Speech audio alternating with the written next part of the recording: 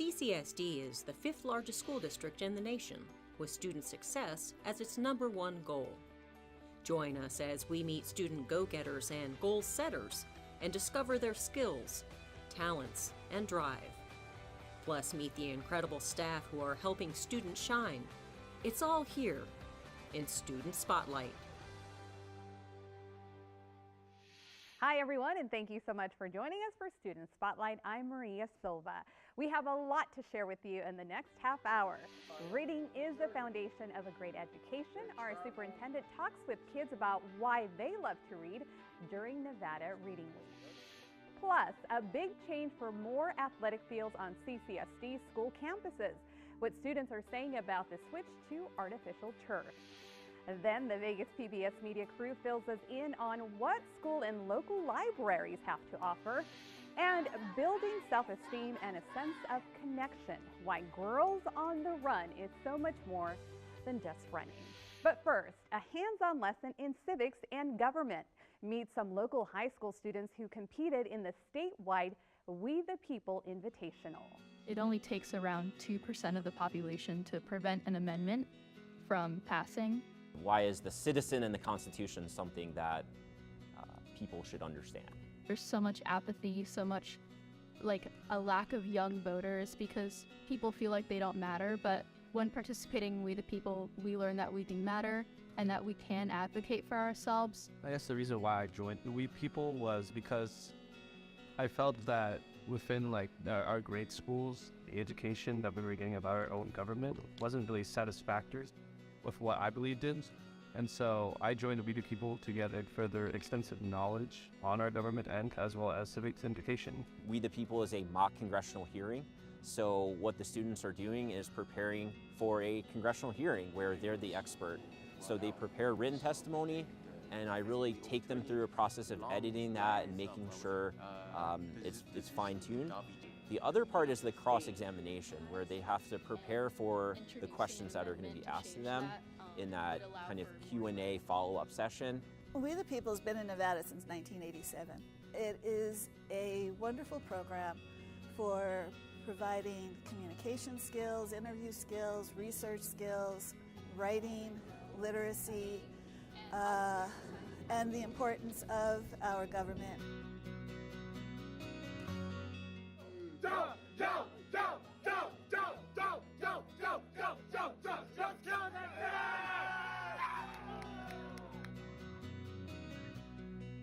A lot of our university professors tell us that students who participate in We the People actually do better in college and life than students that do not participate in We the People. We just competed in the state invitational for We the People, the Citizen, and the Constitution. We ended up placing 4th overall, and we were the top placed team from Las Vegas. Now that We the People is complete, we went through 2 competitions. Was it what you were expecting?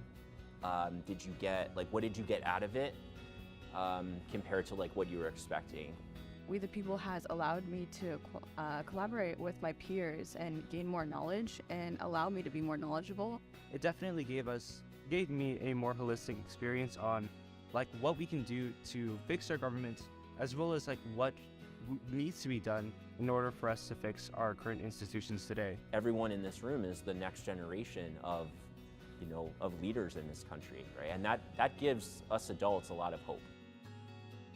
The event is sponsored by the Nevada Center for Civic Engagement. 2023 was We the People's 35th year in Nevada.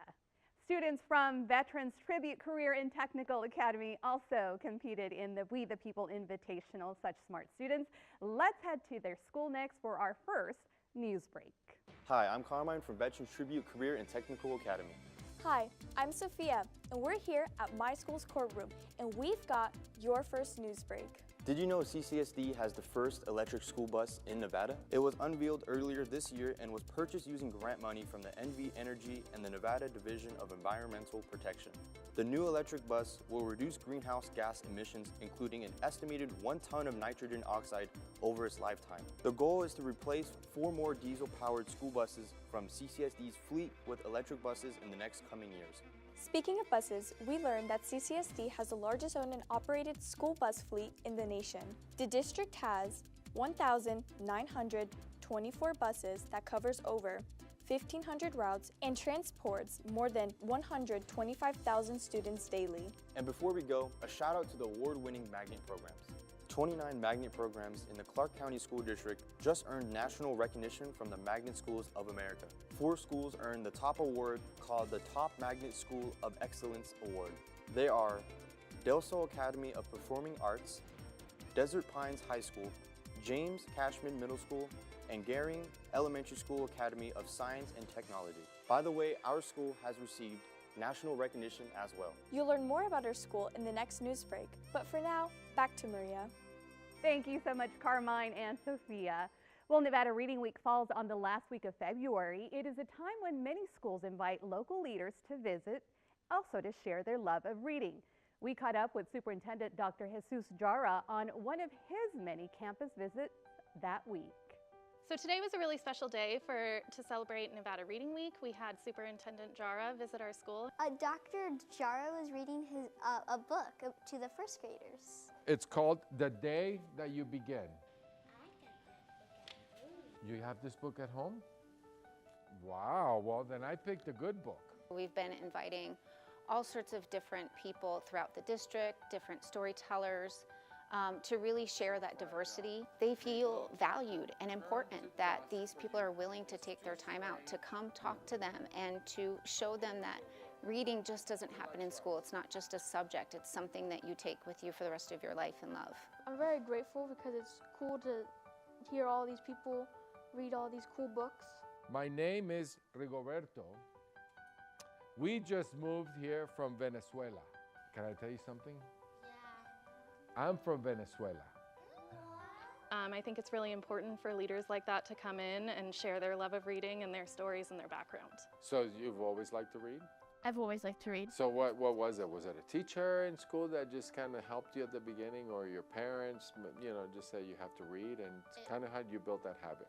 It was more my parents, because ever since I was little, my mom always told me once I could read, the world is yours. Reading is amazing, and it could be your own little world where you can just escape, and reading is really good for yourself. In order to learn things, you have to read books. Like, for example, nonfiction books. They can help you learn about, say, the jungle.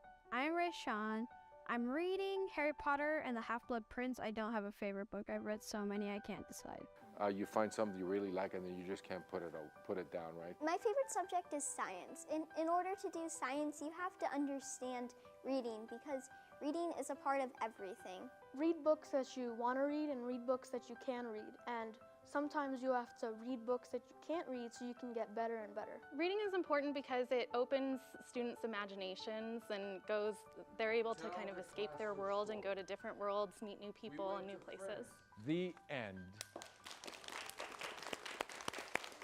And what a great visit that was, and such smart students, can't say that enough. Well, this year's theme for Nevada Reading Week was One World, Many Stories. Now let's toss it over to Joseph from the Vegas PBS Media Crew, a crew of former and current CCSD students who produce special content for teens. Hi, Joseph. Hi, Maria. Nevada Reading Week brings many students to their school libraries, but libraries are an incredible resource year-round. Adam and I went to Las Vegas Academy to learn more about what CCSD school libraries have to offer. Hi, my name is Isabel. Hi, I'm Mandy Cohen. Hello, my name is Quentin Kroll. My name is Blaze Boswell. Shelby Gwynn. I am the librarian at the Las Vegas Academy of the Arts. Would you say that your library functions a bit differently than most other libraries at schools? I have a different focus than maybe most libraries because we're an art school, so I strive to provide a lot more art resources than maybe they would find somewhere else. What do you use here to influence your academic goals or your personal goals or anything like that? Well, he has specific books for every major, including dance. Just recently, I've gotten a monologue from Pygmalion for my audition to getting into MT3, which was really awesome to have it right here instead of having to buy it off of Amazon. We have like a Google form in the band program that we're able to fill out to buy scores. There's plays available for theater majors, there's music books and technique books available for those playing any instruments. Any major has something here that's really important and helpful for them. Like I just checked out a score today for Star Wars. Oh, nice. Oh, that's dope. So, nice. Well, I feel like if you think of the stereotypes, a lot of people think that the silent, the shh. But if you see, we're in here during lunch and you can just hear people socializing, and people are getting schoolwork done, people are talking. When they do free reading, they love books. They love to hold it in their hands. But when they're doing research, which is so much of what our job is for, to support their research, they want to go online. Right. And so I have built a website for them that I think is second to none. The main reason it's so fantastic is the librarian. He cares so much about every student, make sure everyone feels included and safe here. He's super positive and just fun to be around. Mr. Gwynn participates in all of the spirit dress-up days. He forms just like close friendships and like actually interacts with the students, and it makes the library seem like, I guess, a less scary place to some people. The administration is buying in, really supporting what we're doing here, so the kids have what they need. School libraries aren't the only library students can tap into. We found a zone especially for teens at a local public library. Here's EJ. Hi, my name is EJ with the Vegas PBS Media Crew, and we're here to check out the Best Buy Teen Tech Center at the Clark County Library. How glorious it is. I know, right? I am the Teen Services Department Head. I also run the Best Buy Teen Tech Center. I am the coordinator for this amazing tech space. The space, essentially what it does is it dives into a person's passions, and it allows us to engage them and teach technology and a new skill set based on what they're passionate about. You know, it is different. I know that we are still part of the educational realm, but we are different from school. We don't have assignments, we don't have tests, we don't have attendance, we don't have grading. They tell us what they want to learn. I mean, there's just so many facilities here that you can utilize after school. It's just like a great opportunity. They have like a whole like recording studio. They have instruments you could play and practice with. They have like really nice computers you could work on like schoolwork with and like research. Oh yeah, they also provide robotics and such. So like you can build robots. Yeah. It's just a nice environment to either get work done or to, enhance your skills. What impact has this had on you? It's had a very big impact because like ever since I've been coming here, like it's given me something to do. It's like made me learn a lot more, made me like want to think about what I want to do in my future career. I've been debating on going to college, and if I do go, it would be for graphic designing. That's awesome. So I definitely recommend people coming down here and learning some stuff so they know what they want to do. What's your favorite part about playing a role in all this? It's the light bulb moment,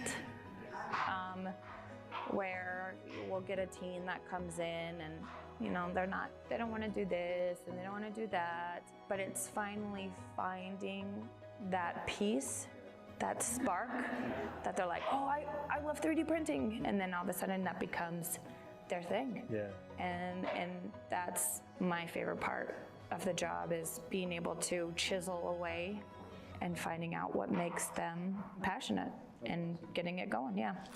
Thank you to all the members and mentors that have helped out with this segment. My name's EJ, and this has been In Our Opinion. Thanks, EJ. Before we send it back to Maria, some breaking news. Our Vegas PBS Media Crew is growing. We want to introduce you to members of our brand new Satellite Media Crew, featuring students from 7 different high schools in the Clark County School District. They'll be helping us with reports and will bring you stories and segments featuring more teen voices. Welcome aboard, everyone. We can't wait to get started. We'll be back at the end of the show with our segment, In Our Opinion, to talk more about work-based learning. But for now, we'll send it back to Maria. Thank you so much, Joseph. Well, conserving water is vital to Southern Nevada's future, as years of drought has depleted our most valuable water source, the Colorado River. We went to Centennial High School to see how the Clark County School District is doing its part. Our 2 highest uses of water at the school district and in the Clark County area at large are for irrigation and for cooling systems. On the fields, we've been focused on replacing fields like football fields and looking at our sporting fields to reduce water consumption, also fuel consumption and chemical consumption to maintain those. So the benefits with getting a turf outfield put in is mostly just saving water and the safety of our players. There's been a bunch of issues with gophers and pits in the outfield, which is really dangerous to our athletes. We had even ACL tears during practices, so having the opportunity to go on this field or even other schools that have had turf, you don't see injuries as much and you just have smoother games. I see that, global warming and stuff like that is a really big issue, and one of those things that I hope to do is, help save the earth And one of the many things that we can do is preserve the water that we currently use. That's why fields like this turf is very helpful for the environment, and that's why I support stuff like this. So what's your role as CCSD and what do you do? I lead a team of individuals in our Sustainability, Energy, and Environmental Services Department, and we're focused on really helping CCSD deliver its educational mission with a comfortable, safe, healthy environment. So, all the benefits of artificial turf, how much water have you saved so far and how much are you looking to save in the future? Yeah, so we've done 29 high school football fields, including the one behind us. And as we work with the Water Authority on a per square foot basis, we're looking to save about 55 gallons of water per square foot per year, with a football field like this being about 90,000 square foot a year. So we're looking at, tens of millions of gallons across every single field. So in what ways is CCSD working to be eco-friendly today? Well, that's a good question. We're working in several different ways. So some of the areas that we're looking at are lighting projects to reduce lighting energy usage while upgrading the experience in the classroom. We're looking at water projects. We're looking at replacing turf on sporting fields, as well as replacing turf around the schools that is not used for anything other than looking at. So we call that non-play or non-functional turf. We're looking to replace that with desert landscaping, reduce water consumption, reduce maintenance costs, things like that. And then other areas we're looking at are renewable energy. All of our new school designs incorporating solar in the future. Well, there are plans to replace all of CCSD's 35 football fields with artificial turf. This effort alone, listen to this, could save an estimated 500 million gallons of water each year. Well, now let's head back to Veterans Tribute CTA for our second news break. Hi, I'm Jasmine from Veterans Tribute Career and Technical Academy. And I'm Tristan. We're back with your second news break.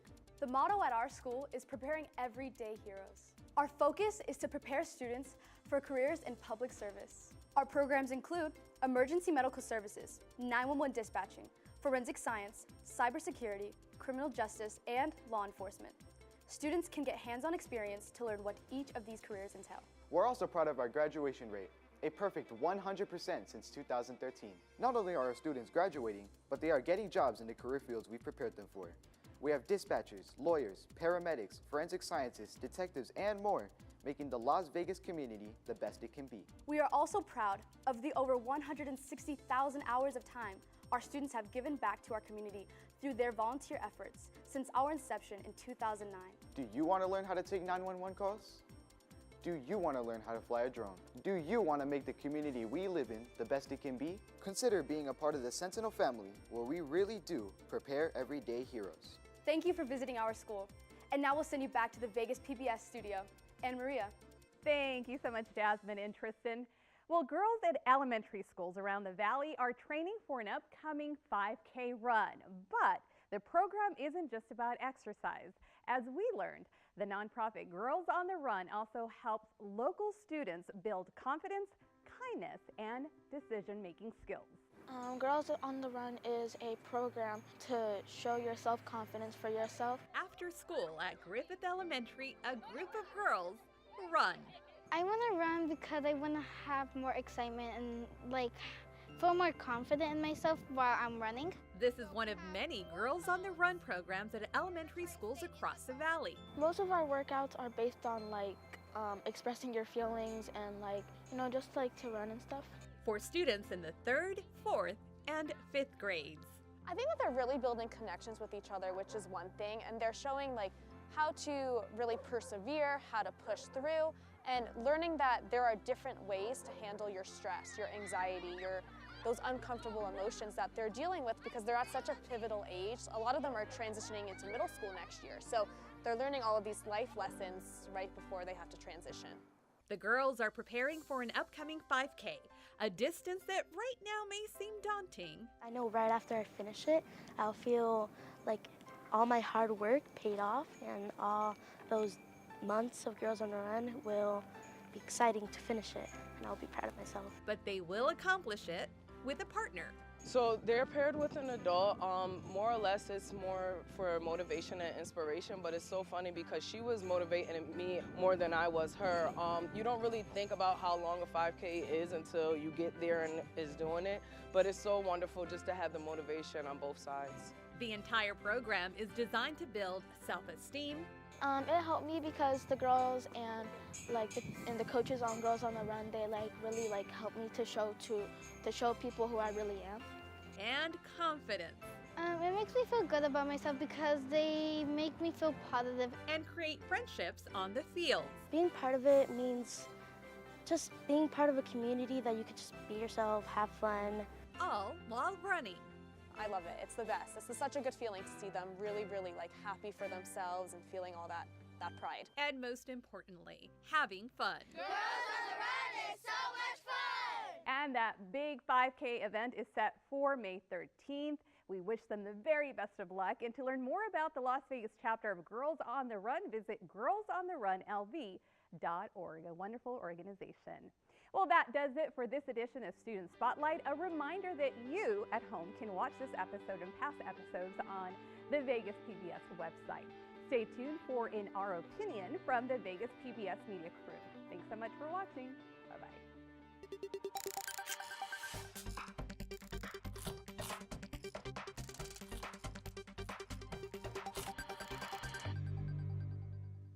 Hi, I'm EJ, and welcome back to In Our Opinion. In today's episode, we went to Southeast Career and Technical Academy to venture through their school and see how they demonstrate work-based learning. Let's take a look. What we focus on, and we hyper-focus on, is the idea of taking our kids and making sure that they have a versatile amount of options after they leave here. The idea is not just to prepare them for higher education or employability. It's for both. Everyone who goes to college still has to have a job, and having a pathway in college isn't for everyone. So if we can take all that very large responsibility and do something with it here before they leave us, then we've done our job. We sat down with students from the culinary, cosmetology, and graphic design programs at the school and asked them how work-based learning has impacted their lives and their plans both inside and outside of school. Being in Cosmo has made my passion for Cosmo grow more. Before I used to like it, watching it, and now that I'm doing it, I love it and I know that's what I want to do. Before coming to the school, I was pretty fascinated by graphic design, and coming to the school has sort of been able to show me what my life would be like if I were to pursue this career. It kind of gave me a glimpse. Yeah. Kind of solidified whether I wanted to actually put some time into this or not in college. I really do enjoy cooking, and so going to this culinary program has helped my passion and helped me actually learn what to do and how to do it correctly. How has this school affected your passion to work for what you want to do in the future? Usually people think that when you come to this school, it's what you want to be when you grow up. And at first I did think that. I was like, oh, I'm going to be a chef, I'm going to be cooking it up. But I don't want to be a chef when I'm older. I want to go into the hospitality program for college, which is very close to culinary. It pairs really well with it because it's management and, preparing yourself and helping other people. You do definitely have to deal with people. Yeah. How has coming to this school affected your passion to work for what you want to do in the future? Coming here has really showed me it takes a lot of maturity and a lot of responsibility. I have to clock in 4 times a day, when I come in, when I go to lunch, when I come back. And even if there's days I don't want to wake up and go to school, it's not school anymore, it's a career. It's cosmetology. You have to go in, it's work. Do you think that this education is necessary for your career path? For my future, I'm not going to primarily focus on graphic design, while I'm going to go focus on psychology or neuroscience. Yeah. So I wouldn't say it's necessary, but it is very nice to have, because while maybe you don't want to end up doing what you want to do in your future, you still kind of have that skill. Yeah. And I think that's really nice to have in your education, not just your core classes. How have you applied this learning outside of school? I have actually done a lot of culinary based things outside of school. This last October, I had the chance to cater my cousin's wedding. Wow. Yeah, so I catered for about 80 people. And how old are you? I am 16. That's crazy. You said 80 people. Everything that I do outside of school, I cook for my family every night. I love doing it. I love the entire premise of cooking. I don't know. It's school, work, cook. Do you think coming to the school gives you an advantage? I feel like it does, because Some of the classes that I'm taking now have taught me a lot. Right now we are studying like workplace skills, so that will definitely help me after high school to get a job and be organized. It puts you into the role already. It's definitely given me an advantage to get the skills that I want. I already have like a place that I can fall back onto where I can possibly get a job.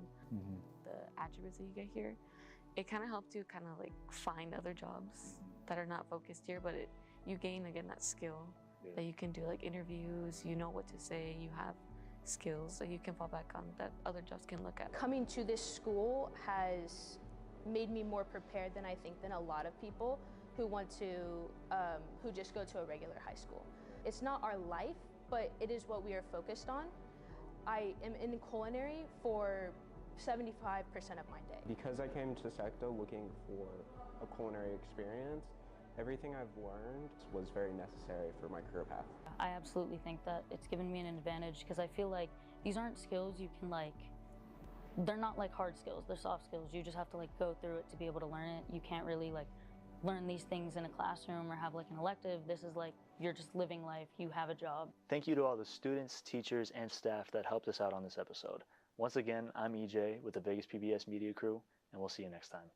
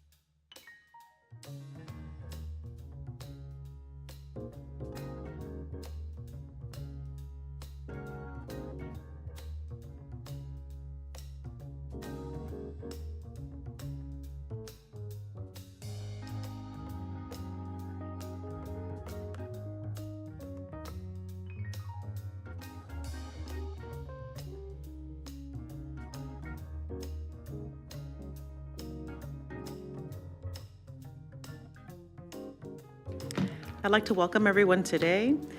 I'm President Evelyn Garcia Morales, and I call this regular board meeting of June 22nd, 2023 to order. The time is 5:03 p.m.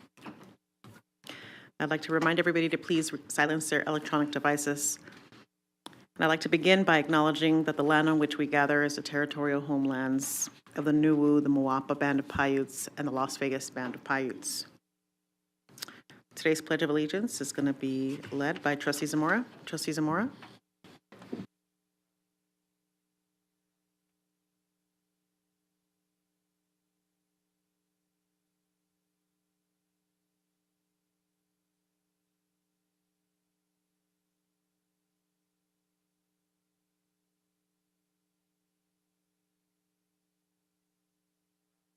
Thank you, Trustee Zamora.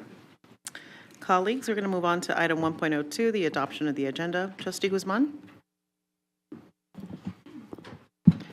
Madam President, members of the board, I would like to make a motion to adopt the agenda as presented. Thank you, Trustee Guzman. Trustee Brooks. Thank you, Madam President. I'd like to second the motion. Thank you, Trustee Brooks. Colleagues, we have a motion by Trustee Guzman, a second by Trustee Brooks. Please cast your vote.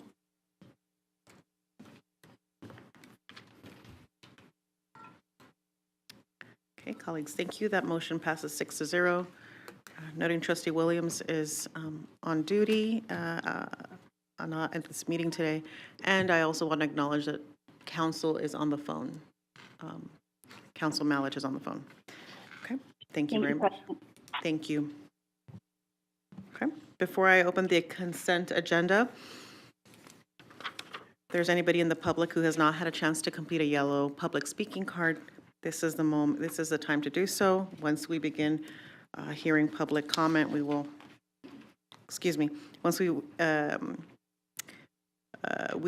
once we begin, open this item fully, we will not be able to accept any additional yellow cards. Okay, colleagues, do I have a motion to adopt the consent agenda? Oh, forgive me. Yes, you're right. Thank you for that sequence. I got ahead of myself. We're going to go ahead to public comment first. It appears we have,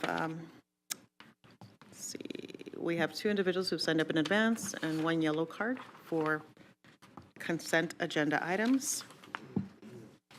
Mr. Bayless, followed by Mr. Gonzalez, and then by Mr. Frazee. Hello, ladies of the board. Dr. Jara, James Bayless for the record. So I'm mainly here to address Chief Black Eye's agendas that we have got going on for the OJJDP. So Ms. Morales, would it be surprised to tell you, when the last time we were here and I told you I was digging into the 50 states and to find that OJJ couldn't prove that it actually came from, did you know that I actually found it all and I found all the money? And ironically, the money comes from the DOJ, which the only person attached to our school system from the DOJ is Daniel Ibarra.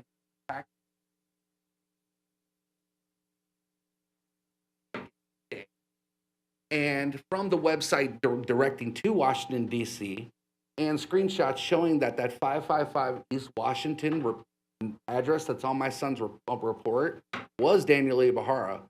They were trying to hit him for a terroristic threat. Ironically, would have gave him a federal jacket for this very grant that Chief Black Eye is trying to pass. And would it be surprised to tell you that you guys should probably pay attention to C-SPAN, because this grant's being talked about on C-SPAN. Would it be surprised to tell you that they've also notarized that as a terroristic threat to families and domestic terrorism? And they're talking about that right now in the DOJ. And the DOJ is getting reamed a new bunghole on Congress floor for this very grant that we're trying to pass. So what I'm saying to you ladies is, if we grant these agendas from Chief Black Eye, a lot of people are going to be held liable due to the fact that you can't say you didn't know when you've been told. And I've been told if this is passed, my next step is to report the Department of Treasury for grant fraud, because we already established that last. So I suggest that they don't pass this idea. It would not be a good one. I'm only trying to protect the ones I love. I don't really care about the rest of them. A lot of you ladies don't deserve all the crap that's going to be coming from the situations that hand that a certain gentleman created. But it is what it is, and it's kind of the hand we're dealt.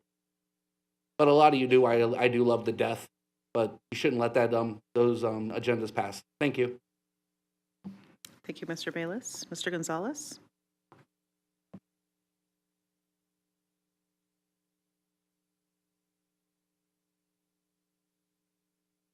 Thank you, Madam President, Superintendent Jar, members of the board. For the record, my name is Ed Gonzalez, and I'm speaking as an individual. I just want to come up here and talk about consent agenda items 2.02, 2.03, and 2.04. I know this is mostly housekeeping stuff of MOAs with school-based health clinics and also dental clinics as well, and I'm always glad to see us moving forward into this. The only question that I have is, as we move forward onto this, is making sure that the communities get involved. I know the superintendent is working on getting more school-based health clinics open. I know when I've had elected officials ask us, well, how did you get the one up in Bailey? We should use that as a model of how we did it. I tell them, no, we're not going to try to do 4 years and try to get something open. But at the same time, as we look forward to trying to get more services to students that are desperately needed, I always think it's important to make sure that the community gets involved, not just on what services they need, but like, what hours they can do. It's always good to get feedback at the local level. Ideally, I would like them to eventually turn into community health clinics.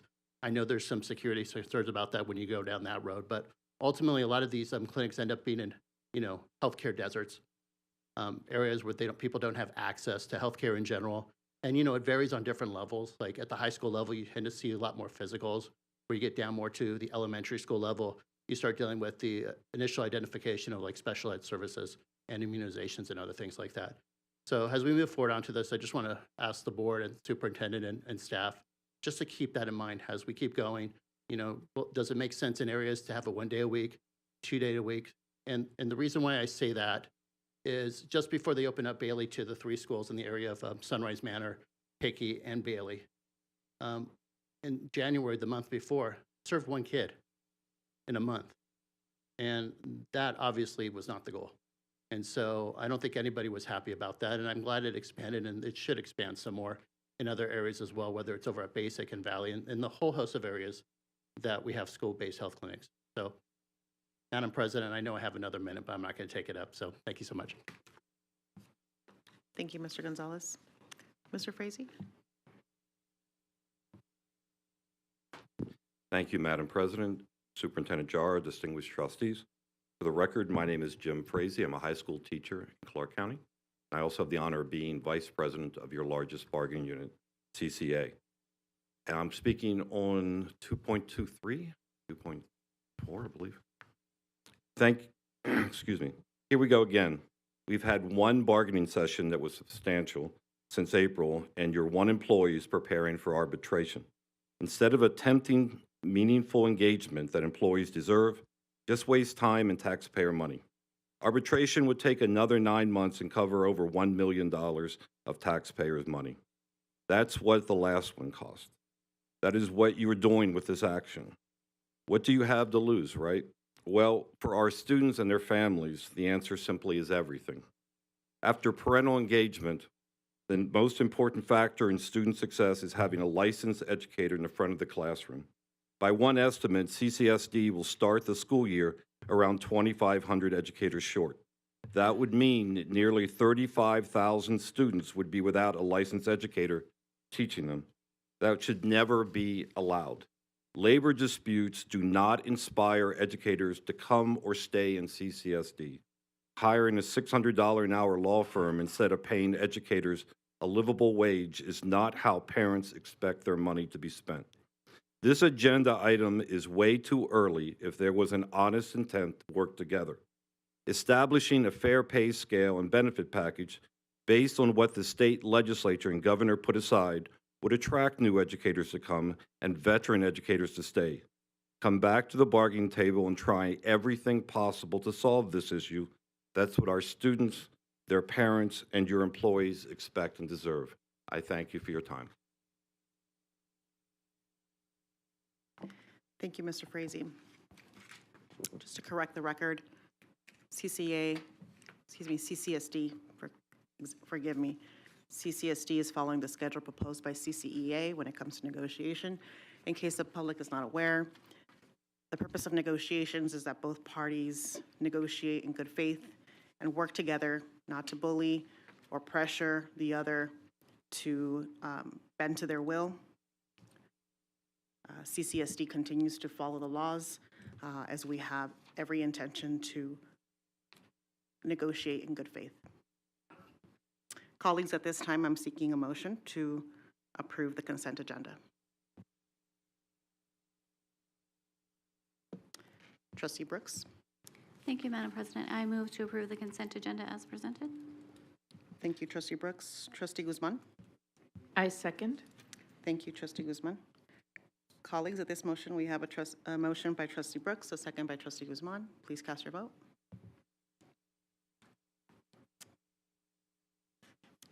Thank you, colleagues. The motion passes 6-0. Okay, we're going to move on. Trustee Bustamante Adams, can you please read the warrants?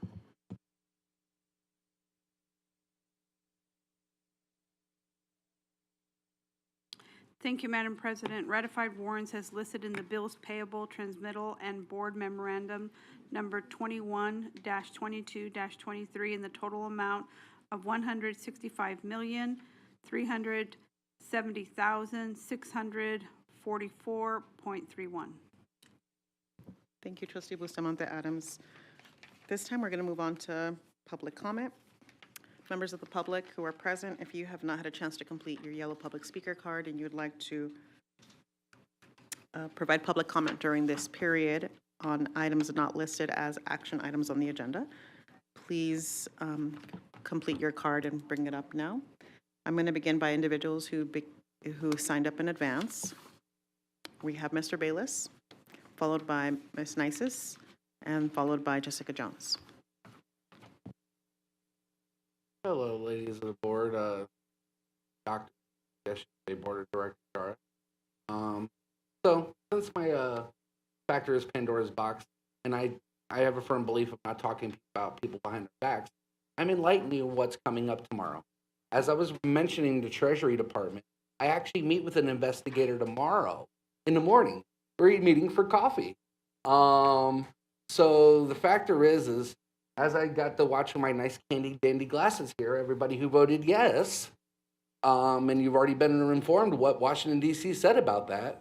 I understand Las Vegas doesn't care what D.C. says. Federal laws, I guess somebody actually pointed out that the laws don't apply here.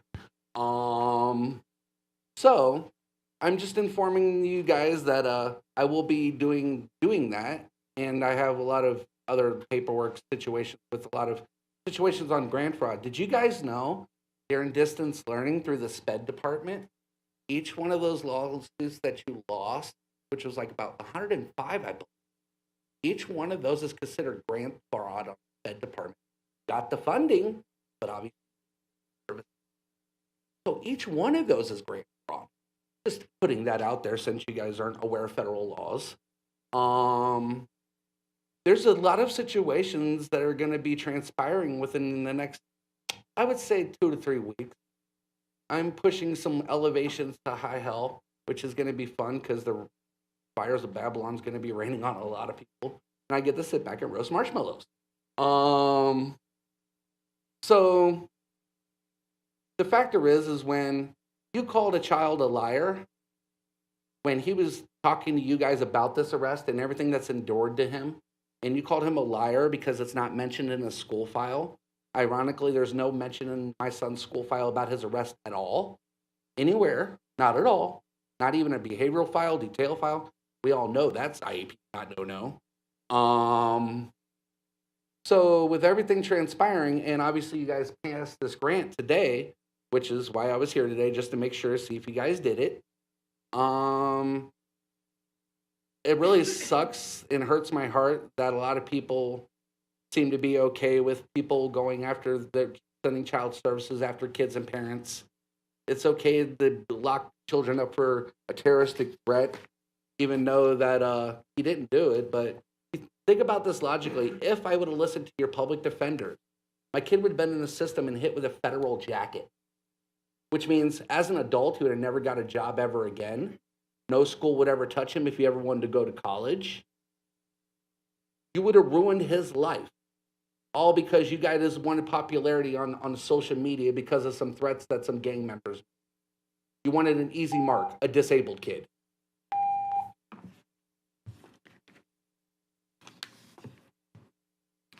Marie? Good evening, President Evelyn Garcia Morales, Trustees, Superintendent Jara. For the record, my name is Marie Nisus, and I have the honor of being the president of CCA.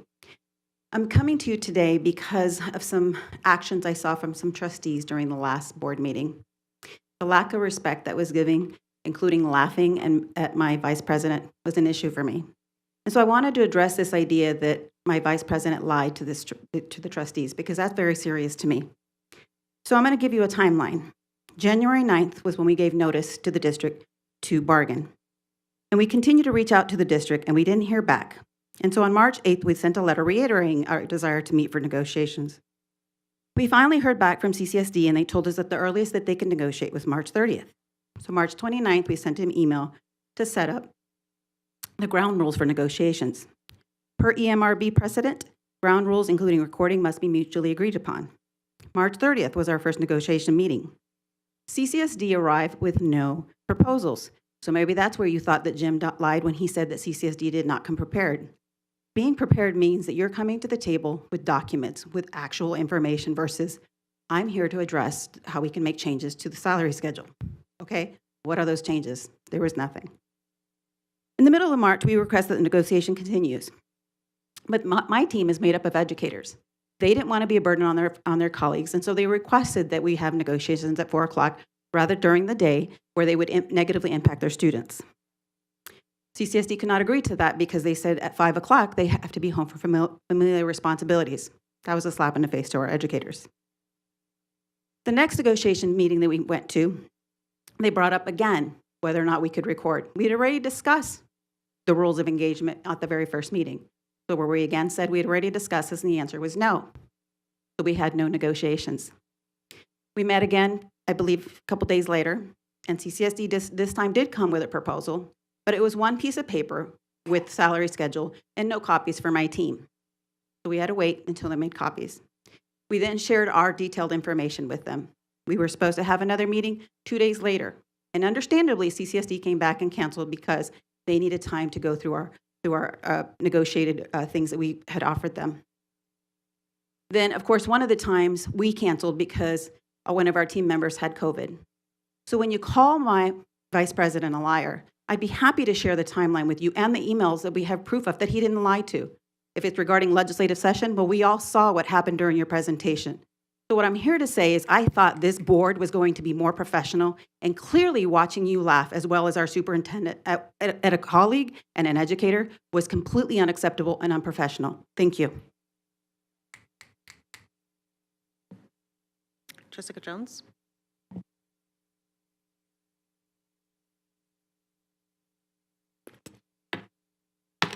Thank you, Madam President, members of the board, Superintendent Jara.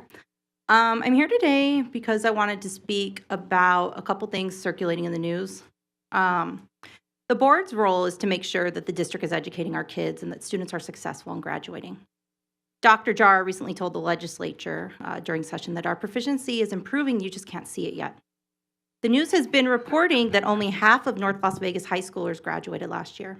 I'm from North Las Vegas. I'm born, raised, my parents still live there. Thanks to CCA's whistleblowing, the community is now aware of these shocking numbers that paint a real picture of what's going on beneath the surface in Clark County School District. Our community wants to see every child succeed. I know that's why I became a teacher, and I believe that's why everyone is sitting up there on the dais. What I teach my students is that it's okay to receive help to be successful. With the passage of AB 175, help is finally on the way for the school board so that we can help our students. AB 175 will give our municipalities a seat at the table. Our electeds will be able to appoint members with expertise and backgrounds in education to support our school board so that ultimately our children can be successful. We're very lucky because in Clark County, our 3 largest municipalities have educators sitting on them. Educators know education and education policies. I know that our municipalities will send their best so that our school board can be given the guidance and support to succeed for our students. With these added new voices to provide guidance and support for our school board, I feel comfortable that we will not ever see these alarming reports circulating in the news again that only half of the students in North Las Vegas high schools are graduating. So we can be number one for kids. I believe that. And this law, AB 175, is just added support to help us get there. Thank you. I yield the rest of my time.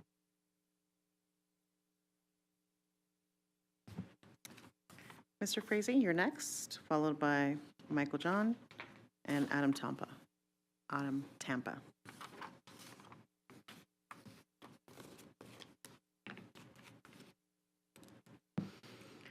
Thank you, Madam President.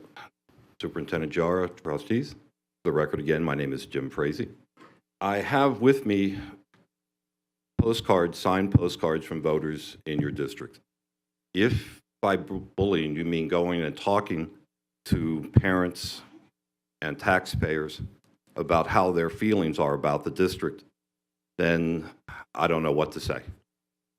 According to your climate and culture survey, which was a disaster, between our members, polling our members, where 75% have no faith in Dr. Jara, and polling the community, where 75% of parents said he should be removed, we have an issue. We are going door to door. We've already talked to, CCA has already talked to 30,000 voters, and we're just beginning. Here are postcards that are signed from members of Ms. Zamora's district, Trustee Brooks' district, Trustee Bustamante Adams' district, and yours, Madam President. The only time, as someone who has run for office in my union, the only time I have ever gone against the will of my members and heard about it is when I have stood up here repeatedly for years defending Superintendent Jara. He is that unpopular and has been that unpopular. It is time for change. I thank you for your time. And if you would allow me, I will pass these over. Thank you. Thank you. Michael John.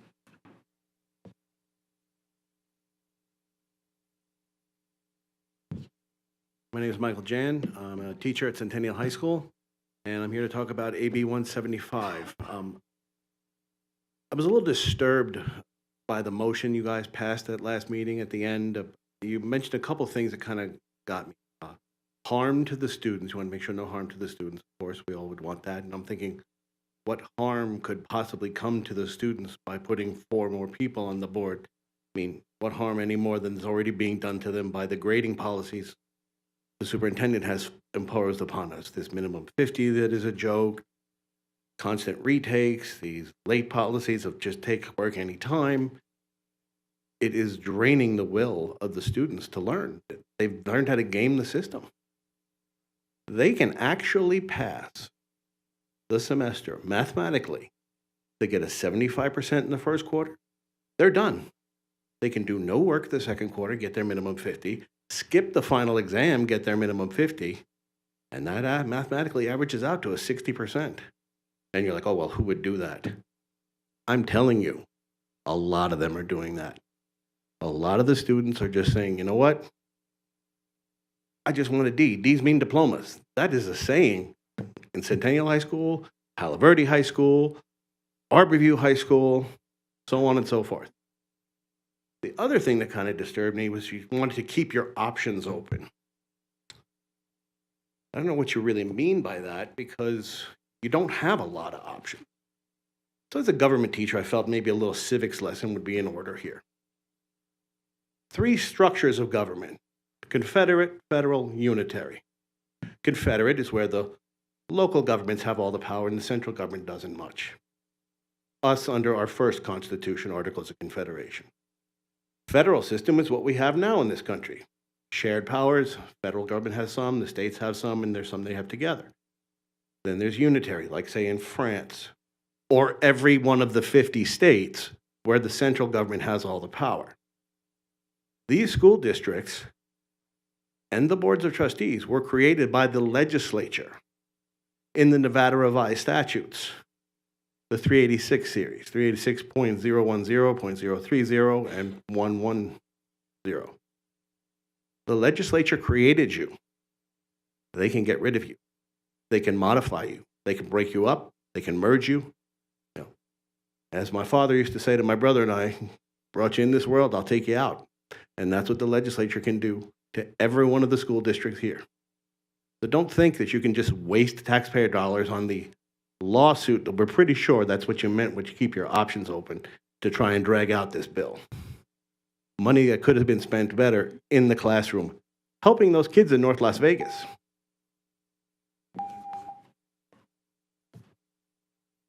Before I continue, I just want to share a gentle reminder. The purpose of negotiation by law is that, in this case, our bargaining units have discussions in closed sessions with the district, not to negotiate or try to bargain with the district in an open meeting in this case. Like 5 individuals who have provided public comment already, 4 of which are from one of our largest bargaining units. Please do better. Autumn Tampa.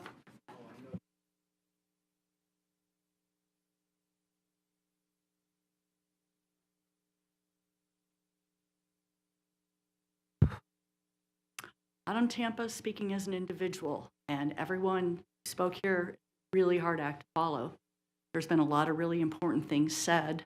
I am going to put mine on the public record, what I feel and believe, and we can talk later. This has been a personally challenging year for me in regards to my health. As I continue to address these concerns, I want to say that I am grateful for the ESEA CCSD contract and for ESP's health insurance benefits that have allowed me to continue to meet these challenges. Also, because I've had to protect and defend myself against unreasonable and unjust administrators, I can say with strong conviction that having the guidance, benefits, and protection of an employee contract is one of the most important working conditions any of us will ever have or need. I hope that the current negotiations of CCSD with all its bargaining agents is fair, respectful, and supportive of all CCSD employees. That being said, I have several current concerns. First, the new incentive for ESP states performance. The incentive shall only apply to education support professionals at the school who are rated meet standards or exceed standards for the 2023-24 school year. This is a very slippery slope. As I have been a victim of unfair and inaccurate performance evaluations by more than one administrator, this stipulation stops me and many others from taking a chance on transferring to a transformation network school. In fact, I'm advising my colleagues not to take the chance. This stipulation needs to be removed. The other area of concern I currently have is of principals and administrators being ignorant of or blatantly ignoring the ESEA CCSD contract, especially when it comes to instructional assistants being used to fill in absences or vacancies for specialized program teacher assistants. They are supposed to have responsibility pay, and they are not getting this pay. This is a violation of our contract.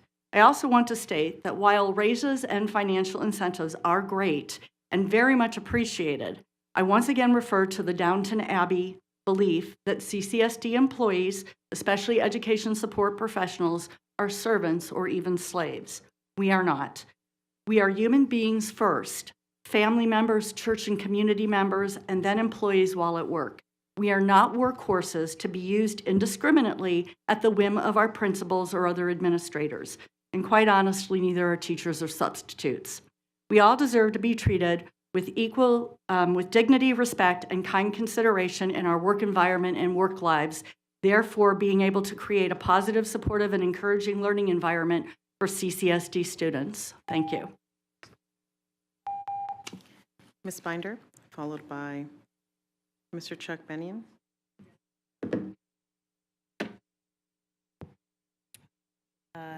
Anna Binder for the record, Madam President. Trustees, Superintendent Jara. The superintendent hasn't looked up once since he started public comment. I know he doesn't normally, but given the totality of where we stand with vacancies and whatnot, you would think he could at least look up Or let us know if like he got a really great email, because he seems really enthralled right there. I came tonight because, as you all know, I don't think there's a parent in the community who has been louder, and more consistent and more willing to put it together than firing Jara than any other parent in Clark County School District. So here I am. And I wanted to come out because I didn't know who was going to be here, but I think that both of our unions know very well where I stand with that. And this stuff just keeps writing itself, and you want to talk about bad media, but you're never going to get to good media as long as we have him. Thank you. Mr. Chuck Bennion?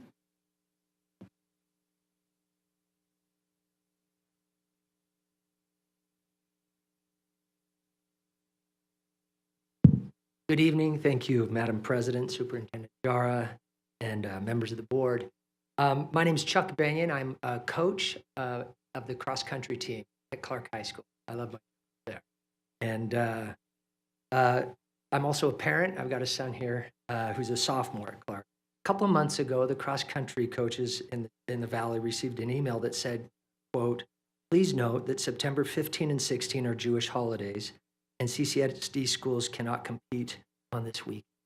Unfortunately, this is the weekend of Woodbridge," end quote. The Woodbridge Invitational is held in Corona, California, and is just a great. Clark High School kids have gone there for the past 7 years since I've been the coach there, and frankly, they love it. It's a highlight of their season. There's about 15 other high schools in the Valley that go to that meet as well. I discovered that the policy is based upon CCSD Regulation 6113.2.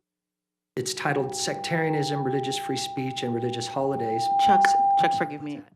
I'm not sure what, I didn't want to, thank you for holding his time. I want to make sure that we're able to hear you well, and I think we're working on it from a tech perspective. So just give us a second. Can make eye contact if you'd like, or not. But just hang tight, please, for us No while problem. maybe we may need you to test it out a little bit and say something. Yep, I can test things out and kind of start again.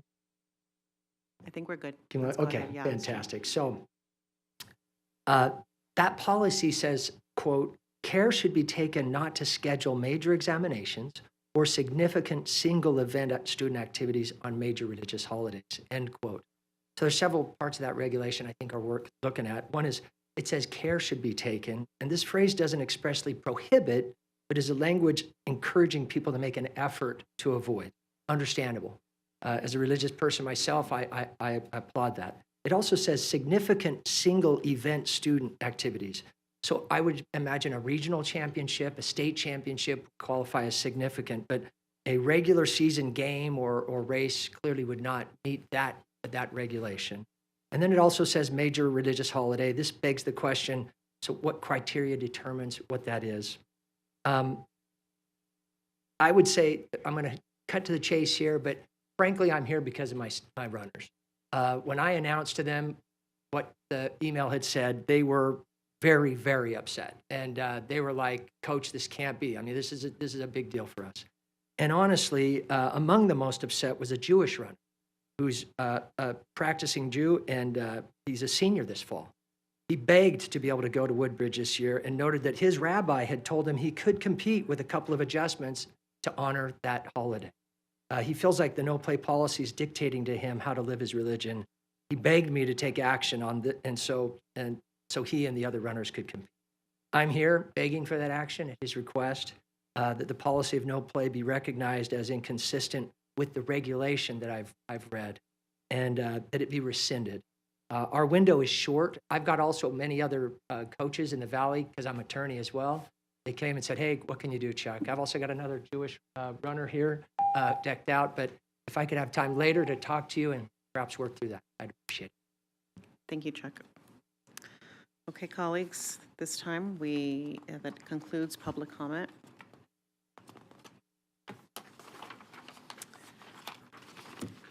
Moving on to item 4.01, the next meeting of the School Board of Trustees is on July 12th at 4 p.m.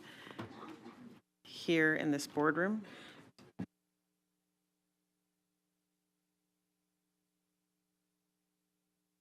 That will be a work session. July 12th is a work session here in our boardroom. Okay, colleagues, we have a couple motions to adjourn. Moving on to adjournment. Trustee Cavazos? Actually, I would just wanted to put on the record, it wasn't a motion, I just wanted to put on the record, since I'd received so many messages when you were getting ready to do the upcoming meeting, that we have a policy for requesting items on the agenda. It's not just something that we request without, going through a process.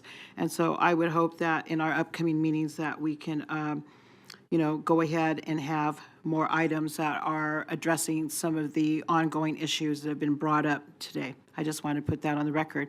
And with that, I will make a motion to adjourn.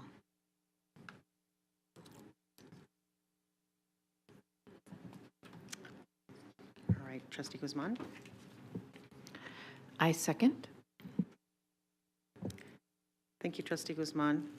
Colleagues, we have a motion by Trustee Cavazos, a second by Trustee Guzman. Please cast your vote. Motion passes 6-0. The time is 5:39. Thank you.